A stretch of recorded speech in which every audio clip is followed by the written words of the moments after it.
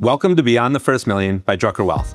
Basically, we all have four sources of capital: money, time, energy, and attention. You want someone that's focused on you, right? Like their specialty is you, and people are different. I'm Gideon Drucker, and the much taller gentleman to my right here is Jordan Haines. I'm slouching. We are both lead planners at Drucker Wealth, an independent virtual RIA that works with high-income earners and their families all around the country. This podcast, which is somewhere between 2 and 40 years in the making, is about the real-life financial decisions that high-income earning families make every day. They're like, do we really want to own places in these 3 separate locations? Sometimes I feel like we're in decision overload. From the point of view of 2 people guiding folks through those very decisions, we'll tackle how our clients think about home buying and education planning, how they balance retirement saving and vacation spending, and every little financial decision they make along the way.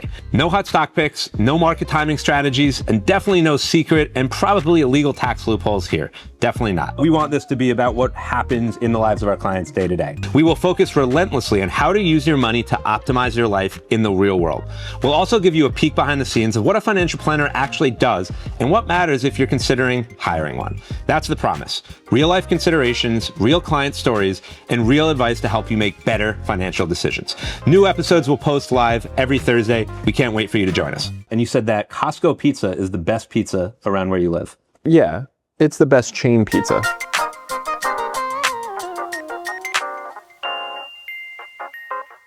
All right, our first episode. How we feeling? Great. You got in, your flight's delayed, 2 a.m., and you're feeling good and ready Classic. to go. Yeah, I got to fly in from Boise, which means I have to stop everywhere between here, but it's great. I only had to drive an hour, but that is probably a good intro to who we really are. I am a type A New Yorker, and you are just a lot more chill, a lot more relaxed. What There? Yeah. What do they call that? Type B? Is that what it is? Type anything else. So maybe just to start, we can explain a little bit how we got together, and then obviously we'll talk about why we're doing this podcast, who it's for. But just to introduce, I guess I'll introduce you a little bit of how we got to know each other. So I think we met 2 years ago. Is it that long ago? Time flies when you're having fun. Okay. But I think around 2 years ago, and you were with another firm, actually a fintech firm, and Drucker Wealth, our firm, can be super intense when we are dealing with vendors and partners and people that are trying to sell us stuff. And we take what we do with clients super seriously. And yeah, we asked a lot of questions and we're intense. And you came on and kind of wowed everybody on the Drucker Wealth team. We vaguely stayed in touch, even though you were working at your thing. And then when the opportunity came up where we were looking for another lead planner and you were looking for a new role, new opportunity, it was a match made in heaven. So that's kind of, at least from our perspective, your journey to Drucker Wealth. You started 6 months ago. Something like that. Yeah. And here we are. I think that's pretty cool for the podcast too, because obviously we have a lot of similar ways that we think about financial planning and working with clients, right? I don't think this would really work if we didn't. But at the same time, we've had totally different experiences the last 10 years working, and you've come into Drucker Wealth the last 6 months. And all right, how do we do everything? And what do you like? What do you change? I'm still learning the Drucker Wealth way, right? I actually think this is going to work out great because we have both done financial advice and planning for all sorts of different clients. But a lot of the things that we're going to talk about, like things written in your book, are things that I'm learning for the first time. So I'm going to ask so many questions because I'm learning alongside a lot of the listeners and people watching this too. And it's interesting and cool to see, like, over the last 6 months, what has just been obvious to both of us that we're totally on the same page. And that is the 80 to 90%. And as we'll talk about, that really matter, right? The life decisions that impact what you're doing. The things where we might think a little bit differently, I think are more on the margins. And honestly, that's fun to talk about as well. Yeah. We're going to start, why are we doing this podcast? My favorite question that we ask prospective clients, why now, right? A lot of people, they've been thinking about this for 10 years and then all of a sudden, oh my God, I need to have a financial plan by next Wednesday. Yeah. That's a little bit of how I feel with this podcast. I've been thinking about doing a podcast. I've been told we need to do a podcast for many years. There are 2 reasons we're doing it now that I think are, from my perspective, at least. The first one, simply put, this wasn't the top of the prioritization funnel. Like, we have a lot going on as a firm. We've been growing, we've been hiring and meeting great people on the team. And it never was the top of the list of, we need to do this now. Second part of that, and I'm saying this early so that to give myself a little bit less pressure as we go, is I'm a little bit of a perfectionist. I'm a writer at heart. I like looking at a paragraph and spending hours looking at it, fine tuning every word. Yeah. Even as I'm speaking now, I want to go back and do this entire thing, but we're going to keep rolling and we're going to get comfortable with that. How long have you been thinking about doing a podcast? Be real. 3 years, probably a full year of like, we should be doing this next week. something comes up, we don't do it. I think about it when I started, and I can get into my story at Drucker Wealth a little bit later.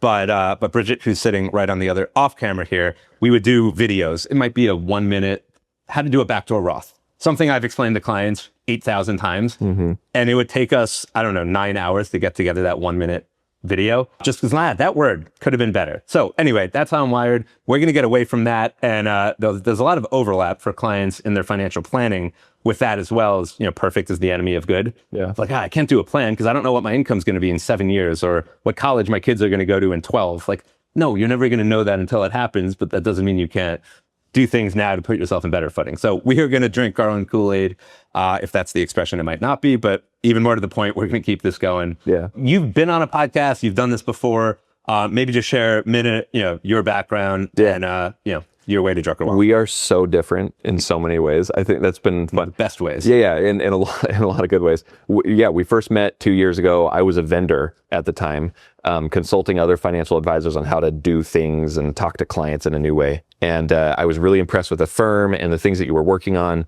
And honestly, stars aligned when we talked like 6 months ago, and I joined the team. So that's been fun. But what's been really fun has been learning how, like, you wrote 2 books before you started a podcast. I've started like 7 podcasts before I'll ever write a book. It's just, I like flying by the seat of my pants a little bit. But I think this goes to like our philosophy when it comes to working with clients, which we'll talk about, I'm sure, and share lots of stories. It'll come up. Yeah. I mean, working with people that are actively building wealth and are, they're saving, they're earning money, their family's growing, life is changing so much. It's almost, you got to focus on the things that you can control. And sometimes life is flying by the seat of your pants sometimes. Yep. So, and adjusting in real time. Even to that, the way we communicate, just within Slack is you'll send me a 10-minute voice note. I will respond with 8 paragraphs of written content. You told me send me another voice note. And last week you finally said to me, please stop sending me these long videos. Please just like write it up. So just mix it up every now and then. I was like, okay, that's fine. We can do that. Yeah. So it's good. Everybody communicates differently, and we'll talk about some of how our, what we do with clients. And I think the most important thing is what's going to move the needle forward. Like, what do you need to do to actually get them to action? So the second part of why we're doing, this podcast now is, despite there being, 8,000 podcasts out there, I really haven't heard any, financial planning oriented podcasts that are about major life decisions, right? Like, this is not about, how to file taxes, how to do a backdoor Roth, how to tax loss harvest in your investments. We might allude to that in client stories, but this is about what are the financial decisions that families make every day. And, we know from working with clients and hundreds of clients, people don't share with their friends like, oh, what, they send their house, the new house, right, that they might have bought, they'll send their friends. But they're not explaining to their friends, we bought this house because it's under 20% of our gross income and it fit in our budget this way. And this house was a little different, right? Nobody's explaining that. Nobody's talking about, where they're sending their kids to college based on the financials of what they have going on. So everybody kind of just knows what they do, even with their very best friends. And if we can unpack that a little bit and, help people understand, like, what do we see every single day with the clients that we're working with? What are they thinking about in terms of retirement, travel, family plans? And if we can unpack that, with actual real client stories, that seemed like that was missing. Yeah. And that's something we can provide. I think whenever I tell someone, like, they ask what you do for a living, you say you're financial advisor. I don't know what to say still. I'm like, I haven't figured out the right words to use to describe what I do. But whenever I explain it, people are like, it almost immediately leads into some real estate strategy, right, an investment selection, security selection, markets, and like the things that like are really, I think, easier for people to talk about. And they're like, what should I do here? And I'm like, well, let's sit down for 3 hours and talk about what's most important to you so that I can help you understand.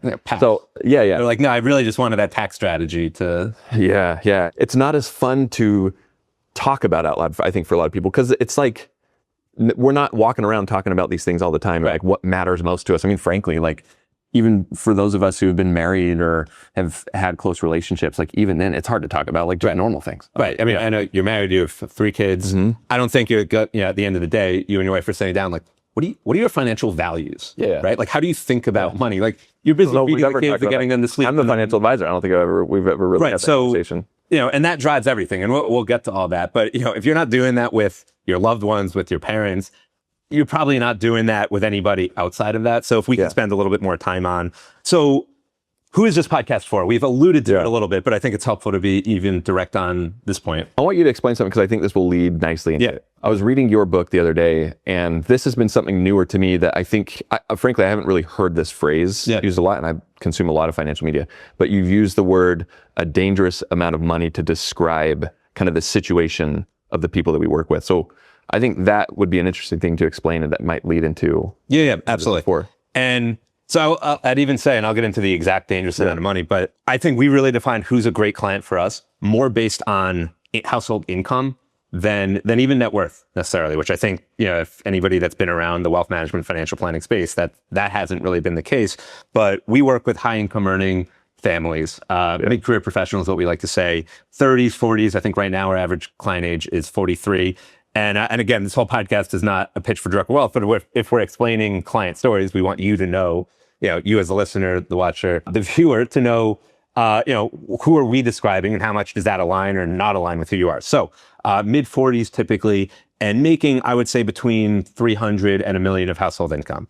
I realize that is an incredibly wide band, and we do work, with clients around the country, and we can talk about probably on later episodes. Well, how does where you live impact household income? But who we're working with and who this is meant for is people that feel totally comfortable with their day-to-day income. And this is where the dangerous part comes in, because people that aren't making that kind of money might hear me say that and be like, really? You help people that make 500,000? How much do they really have to plan for, right? Or where does planning come in?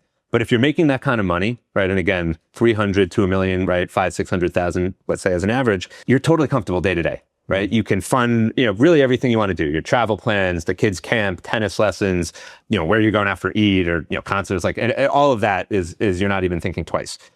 But you're also not making enough money, right? You're not making enough money that you can just say, to heck with it. We can do whatever we want. We're going to be able to retire whenever we want. We don't have to think about our future decision making. You do. You need to know, you need to have a plan. You need to think about it a little bit, which is different than if you're making 5 million, 10 million a year. Yes, as long as you're not, totally off your rocker and just, doing ridiculous things, you're probably going to be fine. So the dangerous amount of money is where you're fine in the short term, but you need a plan in the long term. And it can be really difficult to wrap your head around that idea, or to even, to your earlier point of who really talks about their financial values and their money. If you're making good enough money to live for today or tomorrow, it can be tough to say, oh no, we need to have a plan for tomorrow. But that's really who we want to, guide. And it's the financial decision, the life decisions. Yeah. I'm curious what you think about this, because this is, in clients that I've worked with in the past that have been in this type of situation that you just described, I'd say there's kind of two common themes that I hear from them, and they might not use these words to describe it. So that's why I'm really curious what your take is on this. But sometimes I feel like we're in decision overload, and there's kind of two types of, there's more decisions, and the decisions have more of an impact on their life. Would you say that resonates with this group a little bit more? Yeah, absolutely. You're right. 80-20 rule of anything, right? Yeah. 80% of what, leads to the outcomes, right? And the 20%, not so much. Mm-hmm. And I think that absolutely holds true in financial planning. And even to what you said earlier, people want to focus sometimes on the smaller life decisions, right? How do we optimize our 401k, or, hey, how do we, lower our our budget on weekly dinners, right? And not that those aren't important, and 401k, tactical decisions are absolutely important. But if your property taxes are way too high for your income, it almost doesn't really matter what. And we'll talk about this at a later point. But the big decisions very small. It's easier to focus on the small ones that we feel like it's easier for us to make a change, right? We'll just cut back on dinner. Sure, we can do that. That's not a problem. Deciding actually we're not going to buy that dream $3 million home that we've been thinking about for the last 5 years, people want to, they don't want to entertain that idea. Yeah. And that's a big part of our conversations are, what are the big decisions that are going to allow you to do whatever you want to do? And, usually what does that mean? And talking about in the now, right? Education, home purchase, travel. I think that's a good start. Yeah, I think what I'm hearing from you is that the short-term decisions, the smaller ones, the smaller impact seem to be a little bit more front and center. Those are the things that people focus in on. When I think what you're describing is, hey, these bigger decisions, these are the ones that are actually going to be the thing that moves the needle forward, not necessarily saving $5 every so often on not going out or grab a cup of coffee or something like that. Yeah, and I'm going to look at my notes here because I don't want to get this one messed up. This podcast, what we do is about using your money to maximize your life and not the other way around. right? Like we're not talking about what makes the most sense on a spreadsheet. Yeah. We're talking about, hey, we've actually worked with these clients and here's how they're thinking about. One of my favorite examples that I always think about, we were working with a client for at this point, over 5 years. And they're super organized. They're disciplined. They have a spreadsheet, for everything that, we work off of and we go back and forth. And I remember on one meeting, they brought up, they said, hey, we've been thinking about this for a long time. Our kids they were 5 and 8 at the time. They're like, we want to put in a pool. They're like, we know, it might not be the most optimized, decision in terms of like our cash flow and our savings. They're like, but we want to be the house that all of our kids' friends come to. And we want to be those parents and we want our kids to enjoy that. And they're like, what do you think? And I'm like, what do I think? I think that's the greatest ROI I could possibly imagine for a family thinking about their financial goals. So beyond the fact that it worked in their plan and that, it made sense, but if it didn't exactly line up as the best financial decision, well, guess what? Let's figure out what else we can cut out or change or modify, because something that provides that much happiness and quality of life, it was just the biggest no-brainer I've ever been asked. And they were even coming from the more, I think, a little analytical, part of our clients. But even for them, like, they wanted to ask, and I was so excited to get that question because those are the type of things, that's what you use money for, right? Yeah. Why are we building wealth? To be able to spend that type of time with your family, with your kids. And that was, it took time for them to get to that point where they felt comfortable. Meaning, I think in year one, they would never have done that because I don't know if we can afford this. Does our plan work? What if something changes? And then they felt confident enough in everything else they were doing to think about, all right, now that we're good on all the basics, what is actually going to improve our quality of life? Totally. The house that we're in right now, so we've been there like 4 years, right? We bought it in an area that we had scouted out for years. We knew that we wanted to end up there. And honestly, if I go to any of my if I went to you and said, hey, is this a financially smart idea for me to buy this house? You'd been like, I mean, you're you, so you probably wouldn't like, is that important to you? And we would have had that conversation. But if I like objectively went to most advisors and analytical and spreadsheets, they would be like, that's not a good decision. You shouldn't do that. And I don't regret it at all. It wasn't like I wasn't throwing my finances away, right? I wasn't screwing up my life, but it was the right decision for me. And that's because we knew what was important to us from that standpoint.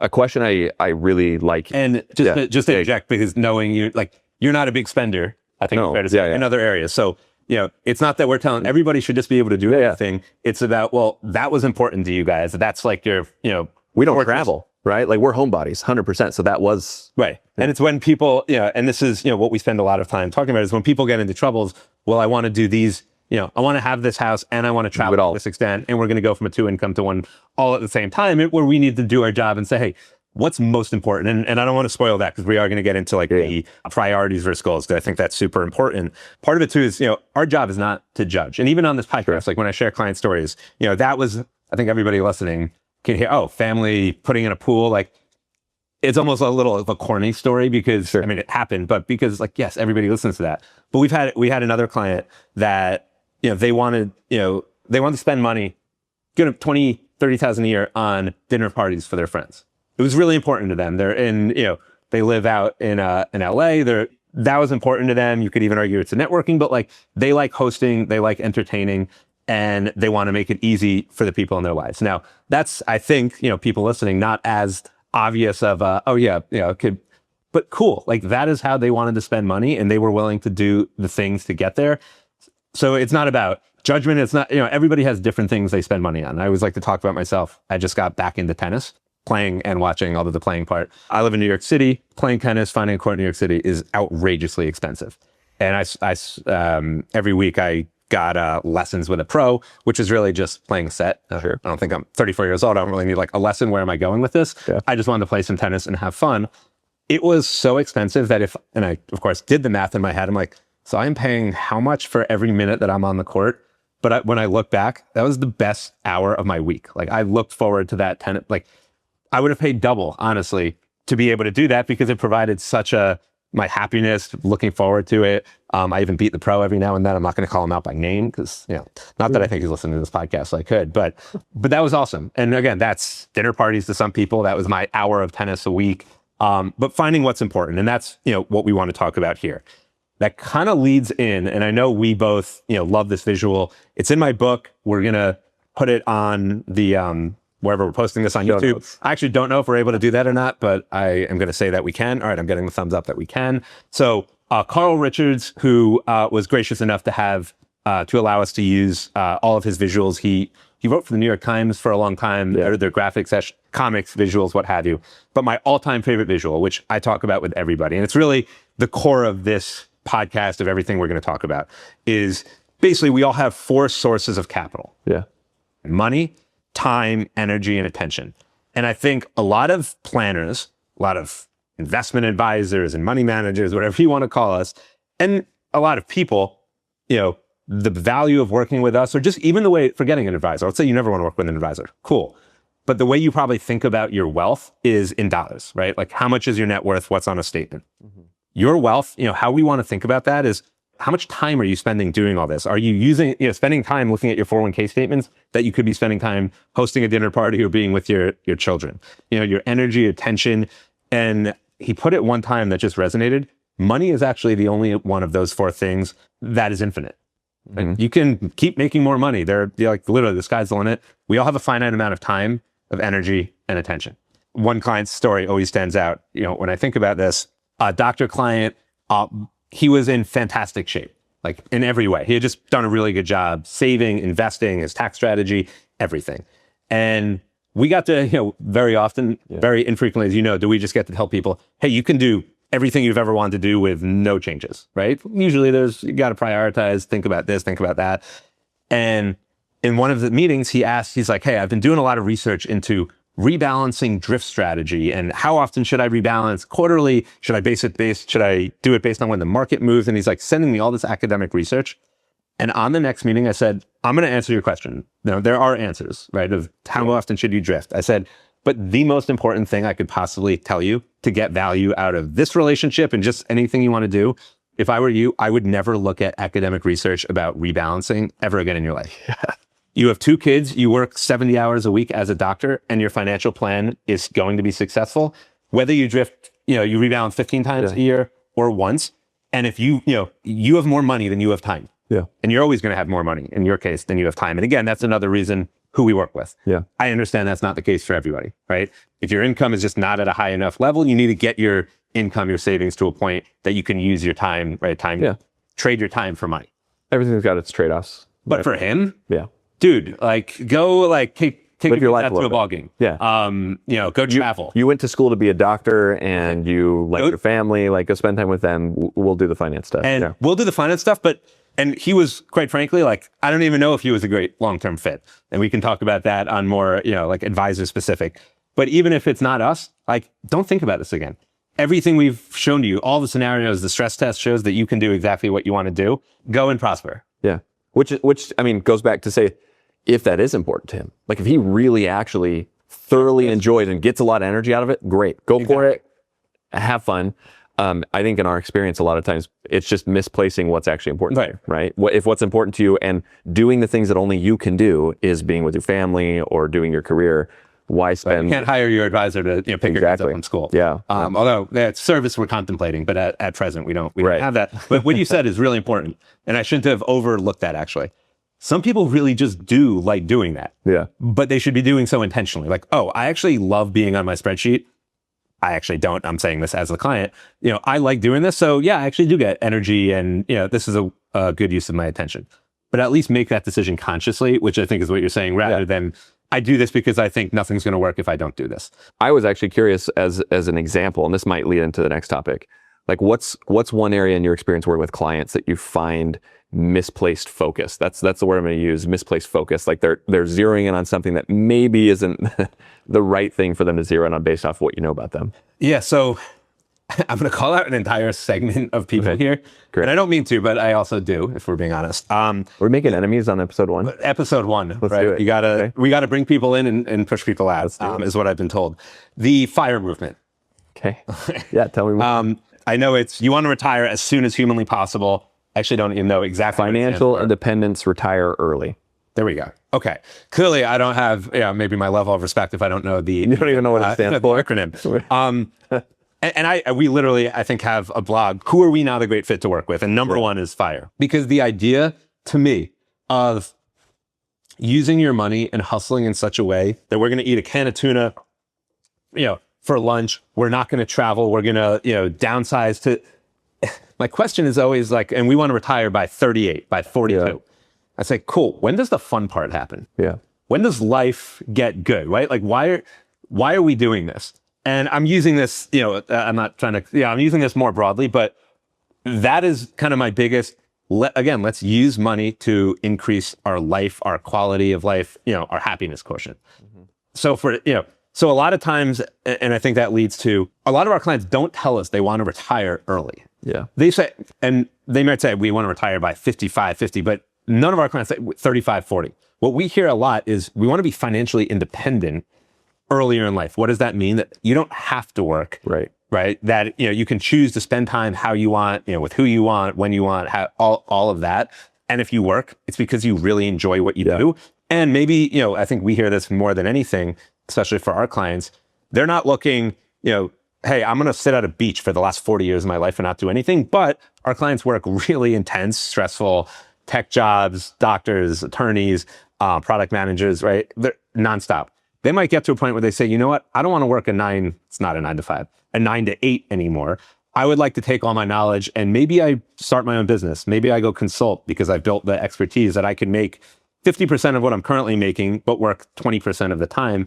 And they want our help to get there. So anyway, this is a tangent, but that idea of, hey, we're not working to just never work again with the lowest quality of life possible to make that happen. I don't think most people think that way.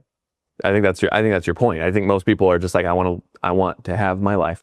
I want to do the right thing. Right. Most people. Yeah, most people. And again, maybe the fire is like, it's an extreme call out to make the point. But I think people, once they start thinking about money and their planning and their values, and this is probably a good place to end up with the episode, is they get to think about, all right, what's next? Yeah. Right. Because, the whole idea of the fire is, all right, I retire. And then like, literally, what are you doing next? Whereas if you think about, hey, sometimes you're working more, sometimes you're working less. Sometimes, we've had families want to go from 2 incomes to 1, and then they want to go back to 2 5 years later because the kids are out of the house or because somebody found something they're really passionate about and they think they can make more money. So like treating planning as an evolving conversation, which is what we're going to try to do on this podcast, rather than like, hey, we have this endpoint of what we need to talk about and we have this endpoint of when we need to stop working. That's what we're excited to get to. Let me try my best to wrap a bow on this. So just summarize a little bit what we talked about, maybe point to the future in kind of our future conversations. I think we've talked so far about the types of people that we end up working with, which is younger people actively building wealth, making good money, but are forced with a lot of decisions that tend to be a little bit bigger in nature. Yep. We've talked a lot about the sources of capital, money, time, energy. And how you use them, what's most important. How you use them. And then we gave an example of one of those things that maybe are misplaced focuses as financial independence, retire early. I think the common thread that I see throughout, and I think this will point to a future conversation, is the one constant, right? A lot in our lives are going to change. Finances are going to change. Markets are going to change. Your job is going to change. But the one constant is going to be what's important to you and your family. And that's going to be the thing that drives, connects it all. the North Star. Yeah. So I think we'll have in future conversations, we'll talk about goals and priorities and how those are important because we think that that's foundational to any sort of financial plan, any sort of strategy, tactic, anything like that. Yeah. Wow, this guy's done a podcast before. That's the way you wrap up an episode. So thank you guys, everybody being here on the first one. And we're excited to get this going. Yeah, let's do it. Stay tuned for next episode where we're going to talk about something we don't like speaking that much about, your goals, and what we like identifying and spending, really diving into, which are your priorities. I know they sound like the same thing. They are not. We'll talk about that next time.